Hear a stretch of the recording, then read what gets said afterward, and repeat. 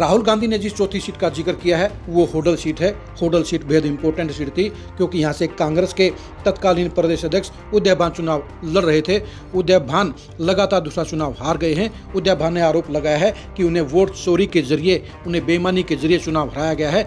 जब हमने इसके बारे में पड़ताल की तो ये बात सामने निकली कि उदय भान वोट चोरी से नहीं हारे बल्कि वो अपने अहंकार की वजह से हारे हैं। दरअसल कांग्रेस की सरकार बनने के आसार होने के कारण उदय भान अहंकार में आ गए थे। दरअसल उनकी हार की असली वजह ये रही कि उदय भान को ये एहसास था कि अब कांग्रेस की सरकार बनने वाली है। वो डिप्टी सीएम बनने के ख्वाब देख रहे थे और इसी अहंकार के चलते उन्होंने अपने हलके में बड़ा असर रखने वाले पूर्व मंत्री हर्ष कुमार की कदर नहीं की, उनकी अनदेखी करने का काम किया, उन्हें अपने चुनाव प्रचार में शामिल नहीं किया।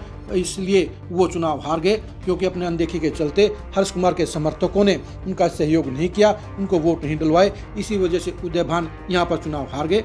सबसे बड़ी बात यह है कि पिछले 5 चुनाव में से 4 चुनाव उदय भान हारे हैं। 2009 में होडल की सीट बनी थी, उसमें भी एनएलडी के प्रत्याशी जगदीश नैयर ने उदय भान को हराया था। उसमें भी 2500 वोटों का अंतर रहा था। हम आप जनता को ये बताना चाहेंगे कि होडल सीट के ऊपर पिछले 4 चुनाव में से 3 चुनाव के अंदर हार जीत का अंतर 3000 से कम का रहा है।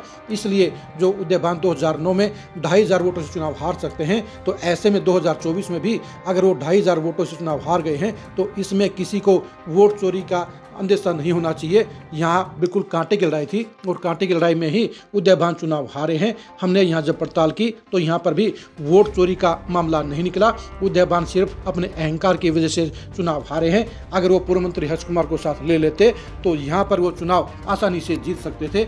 यानी होडल सीट के ऊपर उदय भान सिर्फ खुद की गलती की वजह से चुनाव हारे हैं।